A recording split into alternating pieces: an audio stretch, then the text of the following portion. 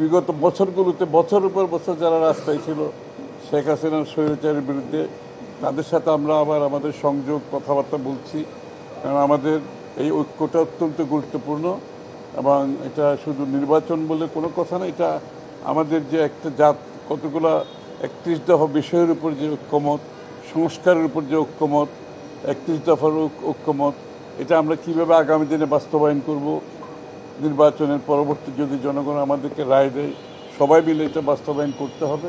এবং নির্বাচনী অলরেডি কর্মকাণ্ড শুরু হয়ে গেছে। ফেব্রুয়ারির প্রথমার্ধে যে নির্বাচনের কথা বলা হয়েছে যৌথ বিবৃতির মাধ্যমে, সেটা নিয়ে আলোচনা হয়েছে। লন্ডনের যে মিটিং হয়েছে সেটার উপর আলোচনা হয়েছে এবং তার মিটিংয়ের আউটকাম হিসেবে যেটা যৌথ বিবৃতি আসছে ফেব্রুয়ারির প্রথমার্ধে নির্বাচনের কথা এবং নির্বাচনের প্রস্তুতি। আগামী দিনে আমরা বাংলাদেশ নির্বাচনের দিকে এগিয়ে যাচ্ছি।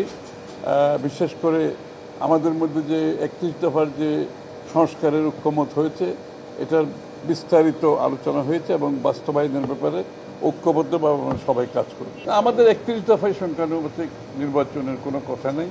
আর এত বড় একটা পরিবর্তনের কথা যারা বলছে, এটা আগামী সংসদ ছাড়া কেউ করতে পারবে না। আপনাদের মনে আছে আমরা যখন প্রেসিডেন্সিয়াল টাইপ থেকে সংসদীয় পদ্ধতিতে আসি, আপনার মনে আছে তখন প্রধান সব দলগুলো ঐক্যবদ্ধভাবে সংসদে একমত হয়ে সংসদে পাশ করতে হয়েছে। সুতরাং এটাও যদি কোনো দলের ইচ্ছা থাকে সেটা আমরা তাদের ওপিনিয়ন, তাদের মতামতের প্রতি শ্রদ্ধা রেখেই বলছি। এটা জনগণের কাছে তাদের আগামী নির্বাচনে সে ম্যান্ডেট নিয়ে সংসদে আসে। শুধু যে কোনো বিষয়ে মৌলিক পরিবর্তন হলে আপনাকে জনগণের কাছে যেতে হবে আগামী নির্বাচনে, সেটা সংসদের মাধ্যমে পাশ করতে হবে। এই পর্যায়ে এটা আলোচনার কোনো বিষয় হতে পারে না। বিএনপি কোথায় কোথায় ঐক্যমত হচ্ছে ইতিমধ্যে তো বলাই হয়েছে সবগুলো, এবং এগুলো তো বিএনপিরই প্রস্তাব। আপনি 2 কক্ষ বিশিষ্ট সংসদ এবং 2বারের বেশি প্রধানমন্ত্রী থাকবেন, এগুলো তো বিএনপিরই প্রস্তাব। সুতরাং ঐক্যমত হলো না কোথায়? এর থেকে বেশি আরও অনেক বেশি ঐক্যমত হয়েছে। কিন্তু একটা কথা মনে রাখতে হবে, সব বিষয়ে ঐক্যমত হবে না।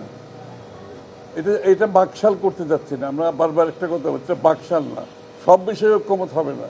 যে বিষয়গুলোতে ঐক্যমত হবে সেইগুলো আমরা, সেই সংস্কারগুলোকে আমরা এখন ঐক্যমতের মাধ্যমে, এবং এর বাইরে যেটা থাকবে প্রত্যেকটি দল জনগণের কাছে গিয়ে মতামতের মাধ্যমে করতে হবে।